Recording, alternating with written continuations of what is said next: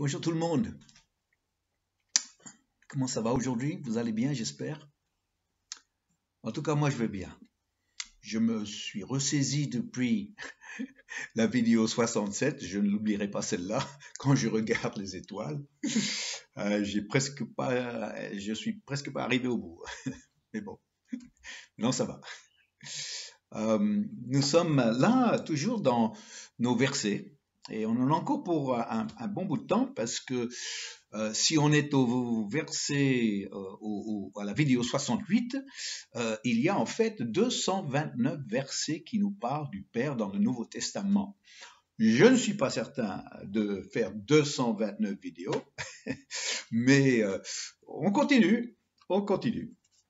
Donc ici, nous avons Jean 8, 42. Jean 8, 42, et ça fait ressortir deux choses particulièrement intéressantes, je trouve, aujourd'hui. Jean 8, 42. Jésus leur dit, « Si Dieu est votre Père, vous m'aimeriez, car c'est de Dieu que je suis sorti et que je viens. Je ne suis pas venu de moi-même, mais c'est lui qui m'a envoyé. » Donc, Jésus, dans ce verset-là, nous donne un nouveau critère qui nous permet d'identifier les vrais fils et filles du Père. Alors, ce n'est pas simplement quelqu'un qui croit en Dieu, ni quelqu'un qui croit en Jésus. Ah non, les critères maintenant deviennent de plus en plus précis. Nous avons vu précédemment que premièrement, un père, on peut identifier le père en observant le fils. On peut dire qui est le père en voyant le fils. Donc, en voyant le fils, qu'est-ce qu'on peut trouver chez lui qui nous montre et identifie son père? Jésus a dit d'abord, ce sont les choses qu'il dit, ce qui sort de sa bouche. C'est de l'abondance du cœur que la bouche va parler. Donc, on va découvrir quel est l'état de son cœur en écoutant bien ce qu'il va dire. C'est pour ça que j'aime faire parler les gens. Curieusement, j'ai passé ma vie à être un orateur, mais quand je suis là en train d'interpeller et témoigner, je veux faire parler les gens pour savoir ce qu'il y a dans leur cœur, pour voir s'il y a un travail de Dieu qui se fait en eux ou bien pas vraiment. Et ça va finalement jouer sur comment je vais leur parler. Ça, la première chose, ce qu'ils disent. Mais le deuxième critère, c'est ce qu'ils font. Parce que les vrais enfants de Dieu vont faire les œuvres de Dieu. Par les actes qu'ils vont faire, on pourra discerner si c'est bien le Dieu céleste qui est leur Père ou bien l'autre Père, le Père des pharisiens, que Jésus a déjà identifié au verset 44 comme celui qui est le diable. Donc ici, on a déjà les deux, ce qui sort de notre bouche et les actes qui se dégagent de la vie de la personne nous permet d'identifier les vrais fils et filles du Père. Mais ici, Jésus nous donne un troisième critère. Et celui-là aussi est très visible. C'est quelque chose qu'on peut voir, qu'on peut mesurer. Et il dit, si vous m'aimeriez, ça veut dire qu'on peut identifier les vrais fils en fonction de leur amour pour le Fils. Et là où il y a un amour intense, on peut comprendre qu'il est réellement un fils ou une fille de Dieu. Mais là où il n'y a pas un amour pour Jésus, même si après on se réclame de Dieu, le Père, comme les pharisiens le faisaient, là on peut dire, écoutez, il ne respecte pas un des critères de base, de fond, et c'est l'amour pour Jésus. Alors, c'est pas l'amour de Pierre quand il était encore dans cette phase de reniement. Jésus est allé le chercher au bord du lac et puis il lui a dit, mais Pierre, m'aimes-tu? Et là, c'était un amour fort. Et Pierre répond, je t'aime bien. Tu m'aimes bien? C'est tout. Et il recommence. Pierre, est-ce que tu m'aimes? Et il répond, je t'aime bien. Oh là là, c'est une curiosité dans la langue française qu'on peut dire je t'aime bien, quand en fait c'est pas du tout aimer. Non.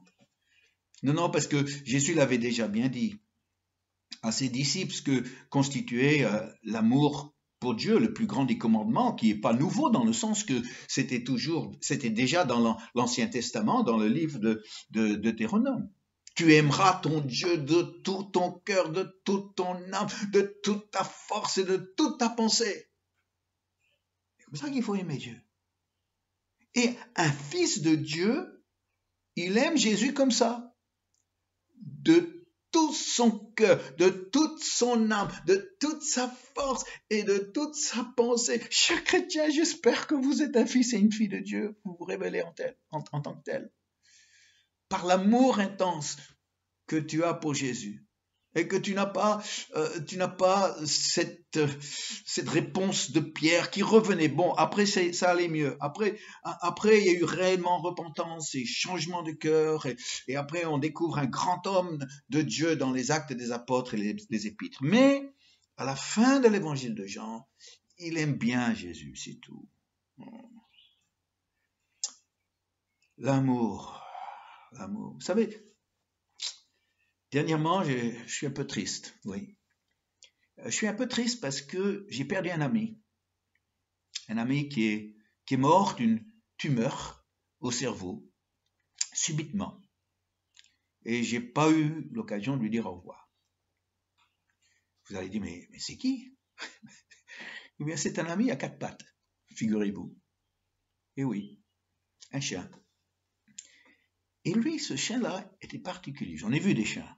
En fait, là où nous habitons à l'île de la Réunion, on est encerclé de chiens qui aboient. Et je ne peux pas vous dire que j'ai beaucoup d'affection pour eux. Mais ce chien s'appelait Roxy. Tous ceux de notre église à la Réunion connaissaient Roxy parce qu'il fait partie de l'église, de l'histoire de l'église, les premières années, les 8 premières années, c'était Roxy était aussi présent que tout chrétien. C'était presque un ouvrier de la première heure, si je puis dire. Ah, Roxy, qu'est-ce qu'il m'aimait, ce chien. Ça a commencé quand on louait une petite salle, où on était une des toutes premières salles qu'on a louées, et Roxy faisait partie de la propriété. Je ne sais pas ce qui s'est passé, mais quand j'arrivais le dimanche matin avec Denise pour installer, ce chien nous voyait arriver et il s'est pris d'affection pour nous, pour moi en particulier. Et quand il voyait que c'était notre voiture, il courait jusqu'à la voiture, il mettait ses pattes sur la portière et puis quand j'ouvrais la porte, il sautait dans la voiture sur mes genoux. Il était tellement content de nous voir. Il était tellement content de me voir.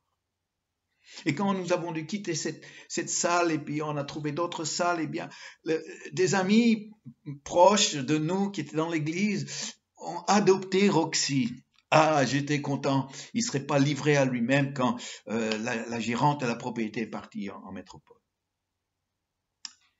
Et voilà que Roxy n'a jamais perdu son affection pour moi. Tout le monde disait, on sait quand c'est Vincent qui arrive. Tellement qu'il y avait des gémissements de joie de Roxy. Il reconnaissait le bruit du moteur, de notre moteur. Et quand j'arrivais, il courait, et il sautait sur nous, il sautait sur moi. Ah, quel accueil on avait. Je me sentais aimé de ce chien, mais vraiment. Ah, c'était plus fort que moi. Pendant le repas, après l'étude biblique, Roxy, il savait où venir. Parce que ce chien qui me faisait tellement plaisir, je voulais lui faire plaisir aussi. Et quand je partais, en fin de soirée, Roxy boudait. Jamais il est venu me dire au revoir. Non, c'est comme s'il disait, mais qu'est-ce que tu fais? Tu m'abandonnes, tu pars. Et même parfois, il y a eu des moments où, pour différentes raisons, on n'a pas pu se voir, et ça faisait des semaines. Parfois même, il y a eu une ou deux fois où c'était des mois qui ont passé. Mais dès que j'arrivais, Roxy se souvenait de moi. Il m'a jamais oublié, Roxy. Et là, quand j'ai appris qu'il partait, lui qui m'a beaucoup aimé, qui m'a appris la joie de la présence de l'autre, qui m'a appris la fidélité, qui m'a appris aussi de venir vers moi pour que je lui donne des os de poulet. C'était ce qu'il aimait le mieux. Et quand j'ai appris sa mort, alors j'ai eu de la peine. Alors il y en a qui pensent qu'il y aura des chiens au ciel. Alors moi, je suis ni d'un côté ni de l'autre sur cette question-là. C'est pas un sujet pour lequel je vais débattre. Mais s'il y en a, j'espère que je vais retrouver Roxy là-haut. Bon, je compte pas dessus. L'amour. Ah oui. Quand on aime de tout son cœur, de toute sa force, de toute son âme, de toute sa pensée, quand on aime Jésus comme ça, alors là on se montre un vrai fils, une vraie fille de Dieu, de Père. Il y a une deuxième chose qu'on peut retirer de ce verset, et c'est quand Jésus dit qu'il est sorti, je suis sorti, car c'est de Dieu que je suis sorti, que je viens. Le mot sortir, traduit sortir dans la version française du Nouveau Testament, du grec du Nouveau Testament, pourrait être mieux traduit par émaner. L'idée d'émaner, c'est comme des rayons qui émanent du soleil. Et ces rayons, c'est le moyen par lequel le soleil va apporter sa lumière et sa chaleur sur la terre. Et donc, Jésus parle d'une émanation du Père. Et il va jaillir de sa relation du Père jusqu'à la terre pour nous apporter lumière et chaleur. Oh, pour ceux qui ne connaissent pas à Jésus, j'aimerais vous dire que si vous voulez de la lumière, si vous voulez de la chaleur, si vous voulez connaître un amour qui vous éclaire et qui vous réchauffe intérieurement, alors là, n'allez pas chercher plus loin que Jésus lui-même. Parce qu'il est sorti, il est émané du Père. Et donc, aujourd'hui, c'est là aussi où on voit un contraste, parce que celui qui ne vient pas du Père n'a pas de lumière à jaillir pour éclairer les hommes. Sa lumière, c'est en fait ténèbres, Jésus a dit. Bien que on parle de lumière dans différentes religions, dans l'ésotérisme, dans le New Age, on parle de lumière, mais Jésus a dit, c'est une lumière qui en fait, ce sont des ténèbres. Et la chaleur, c'est pour ceux qu'on aime et qui nous aiment, mais la chaleur pour quelqu'un qui nous aime pas, il n'y en a pas. Hein. Mais quand on jaillit de sa relation avec le Père, quand on est véritablement fils, quand on est de ceux qui aiment Jésus de tout notre cœur, force, âme, pensée, eh bien ça va aussi apporter une chaleur sur cette terre. Les pharisiens, aucune chaleur, froid, dur, aucune lumière. Il n'y avait pas de découverte de Dieu dans ce qu'il disait. Il n'y avait pas cette notion de foi vivante qui transforme une vie. Non, c'est la religion lourde qui s'impose à un être humain venant de l'extérieur, l'obligeant à faire ci et faire ça. Non, mais la différence entre la foi et la religion, c'est justement la religion vient de l'extérieur et s'impose, tandis que la foi véritable est née dans le cœur et agit à l'intérieur, vers l'extérieur. La lumière et cette chaleur que l'amour nous donne éclaire et réchauffe le cœur pour ensuite dégager de nous, émaner de nous, sortir de nous. Alors là, on voit bien la différence entre celui qui est véritablement fils ou fille du Père et celui qui ne l'est pas. Et oui. Aujourd'hui, quand je vois ça, je constate aussi qu'au nom de la religion, il y a eu beaucoup de choses méchantes qui ont été faites. Et oui. Beaucoup de méchanceté. Et chaque fois qu'il y a eu de la méchanceté, ceux qui pratiquaient cette religion méchante montrer que leur père était méchant. Le père des mensonges produit beaucoup de petits menteurs. C'est ce que Jésus a dit des pharisiens. Et finalement, il a révélé. Oh là là, Jésus n'avait pas peur des mots. Il a révélé leur père comme étant le diable. Les pratiquants de la religion. Mais leur père était le diable. Mais aujourd'hui, nous aimons Jésus. De tout notre cœur. Oui. Et en cela, nous nous montrons des fils et des filles de notre Père céleste. Quelle belle famille, la famille de Dieu. Des hommes et des femmes qui aiment Jésus comme ça, qui ont reçu cette lumière et cette chaleur, cet amour de la part du Père, de la part de Jésus, qui a été transmis par le moyen de Jésus, qui maintenant sont des hommes, des femmes, des jeunes éclairés, avec une chaleur humaine, avec un amour et pour Dieu et pour les hommes. Aujourd'hui, comment ne pas vivre comme ça? Comment vouloir vivre autrement? Peut-être quelqu'un me suit, j'imagine si vous êtes à la vidéo 68, vous êtes déjà bien converti, j'imagine.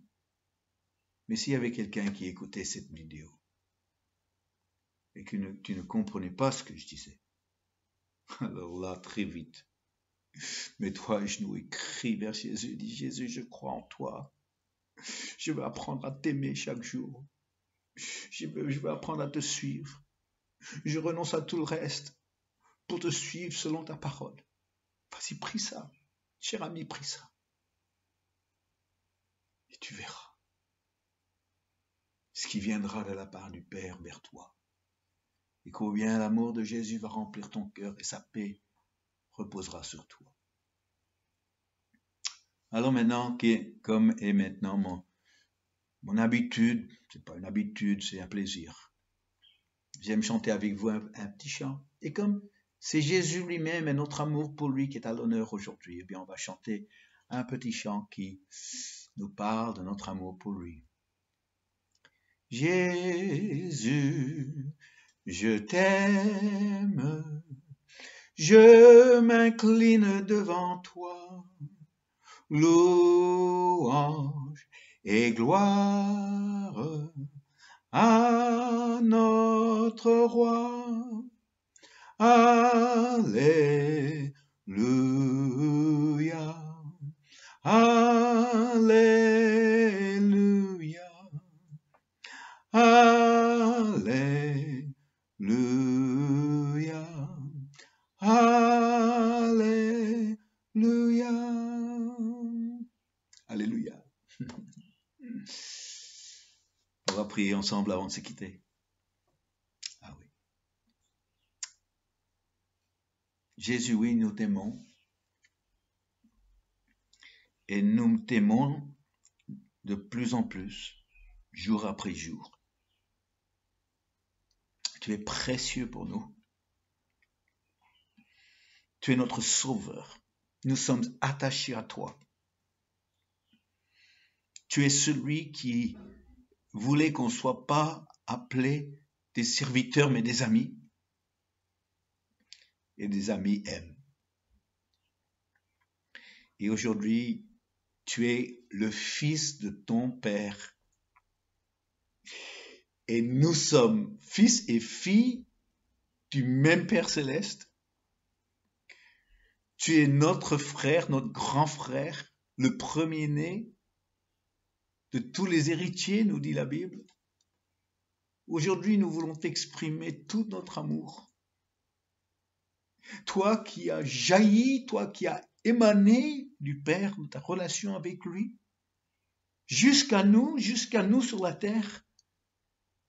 Et aujourd'hui, tu nous donnes abondamment cette lumière et cette chaleur que ton amour nous donne pour pouvoir l'apporter à ce monde, plongé dans l'obscurité, dans la froideur, dans la méchanceté.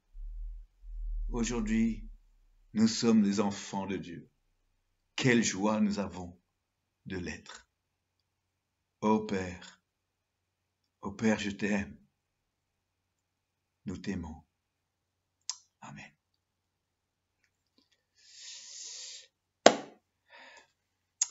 Alors, je vous dis à bientôt, parce qu'on est appelé à se revoir si vous voulez. Au revoir.